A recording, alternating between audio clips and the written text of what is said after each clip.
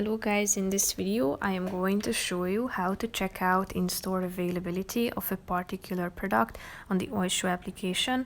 But first I just want to mention, don't forget to subscribe to my channel, because at 10,000 subscribers I am going to show you my whole YouTube revenue statistics and growth strategy, how to make money online. Now let's jump into it. First of all, open the application on your phone.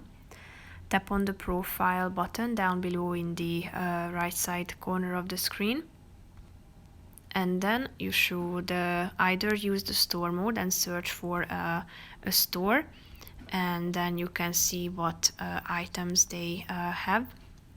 But you can also use the search bar to search for a particular product and check out the in-store availability. So scroll down to the check in-store availability button, tap on it, select your size that you are looking for, and then type in the name of the store or town that you are looking for. And as you can see, unfortunately no stores with stock found by search, as it says, so it's not available in the nearby stores, but if it is, it will be shown at the screen. So that's pretty much it for this video, guys. See you in the next one. Bye bye.